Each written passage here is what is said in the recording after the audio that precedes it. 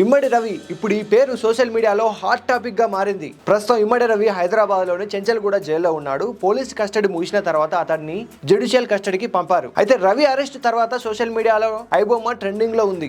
ఐబొమ్మ నిర్వాహకుడు ఇమ్మడి రవికి పోలీసులు, సినీ ఇండస్ట్రీ నుంచి ఎంత వ్యతిరేకత ఉందో సామాన్య ప్రజల నుంచి కూడా అంతే మద్దతు లభిస్తోంది. చాలా మంది ప్రేక్షకులు ఐబొమ్మ రవిని తమ హీరోగా భావిస్తున్నారు. నిజానికి పైరసీ చేయడం ఎంత తప్పో పైరసీ మూవీని చూడడం కూడా అంతే తప్పు. కానీ థియేటర్ నిర్వహణ ఖర్చుల పేరుతో టికెట్ రేట్లు భారీగా పెరగడంతో కానీ సినిమా చూడాలన్న ఆశను చంపుకున్న మధ్యతరగతి ప్రజలంతా ఐబొమ్మ వంటి వెబ్సైట్లకు అలవాటు పడ్డారు. టికెట్ ధరలు 100% పైగా పెరగడంతో ఇన్నాళ్ళు సినిమాలు ఉచితంగా చూపించిన రవిని అరెస్ట్ చేయడంతో వారు ఆ అరెస్ట్ ని తీవ్రంగా వ్యతిరేకిస్తున్నారు. సినిమా టికెట్ ధరలు భారీగా పెరగడంతో ఐబొమ్మకు అలవాటు పడ్డామని, ఇన్నాళ్ళు తమకు ఉచితంగా సినిమాలు చూపించిన ఇమ్మడి రవి తమకు దేవుడంటూ సామాన్య ప్రజలు సోషల్ మీడియాలో పోస్టులు పెడుతున్నారు.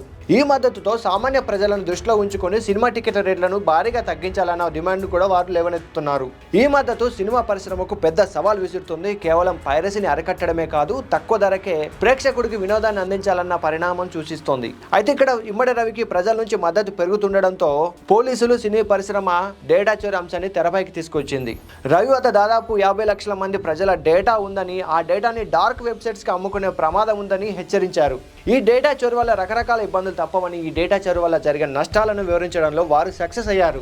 దీంతో ఇంతవరకు రవికి మద్దతు తెలుపుతూ వచ్చిన వారు ఒక్కసారిగా ఆలోచనలో పడ్డారు. కానీ ఇక్కడ కేవలం ఐబొమ్మ నిర్వాహకుడు రవిని పట్టుకోవడం వల్ల పైరసీ ఆగిపోతుందని అనుకోలేము.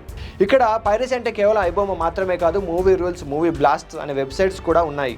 ఎన్నో సంవత్సరాలుగా మూవీస్ ని పైరసీ చేసి ఆ వెబ్సైట్స్ లో పెడుతున్నారు నిర్వాహకులు. కానీ ఇక్కడ ప్రేక్షకుడు పైరసీ మూవీస్ చూడకూడదంటే సినీ పరిశ్రమనే తన తీరు మార్చుకోవాల్సిన అవసరం ఎంతైనా ఉంది. టికెట్ల రేట్స్ విషయంలో డిమాండ్ బట్టి సప్లై ఉంటుందని సినిమా ప్రొడ్యూసర్స్ తమని తాము సమర్థించుకోవచ్చు. కానీ ఇక్కడ పెద్ద సినిమా పక్కలో చిన్న సినిమా బ్రతకడం లేదు. పెద్ద సినిమాకు డిమాండ్ ఉంటుంది, క్రేజ్ ఉంటుంది, చూసేవాళ్ళు చూస్తారు. కానీ ఇక్కడ పెద్ద సినిమాలు మహా అంటే సంవత్సరానికి 10 సినిమాలు మాత్రమే వస్తుంటాయి. కానీ మిగతా సమయంలో అన్ని చిన్న సినిమాలే. కానీ ఆ చిన్న సినిమా విడుదలైతే థియేటర్కి వెళ్ళి చూసేవారి సంఖ్య చాలా తక్కువగా ఉంది. ప్రేక్షకుడికి సినిమా చూడాలనే ఇంట్రెస్ట్ ఉన్నప్పటికీ థియేటర్కి వెళ్ళి సినిమా చూడాలనే సాహసం చేయలేకపోతున్నాడు. కారణం, ఒక ఫ్యామిలీతో కలిసి మల్టీప్లెక్స్ లోకి సినిమాకు వెళ్తే దాదాపు 2500 రూపాయల వరకు ఖర్చు అవుతుండడమే. అలాంటప్పుడు ఓ మిడిల్ క్లాస్ వ్యక్తి సినిమాను థియేటర్కి వెళ్ళి ఎలా చూడగలడు? ఇలా ఐబొమ్మ లేక బొప్పం టీవో లేకుంటే మూవీ రీల్స్ వంటి వెబ్సైట్స్ పై ఆధారపడి సినిమా చూస్తుంటాడు.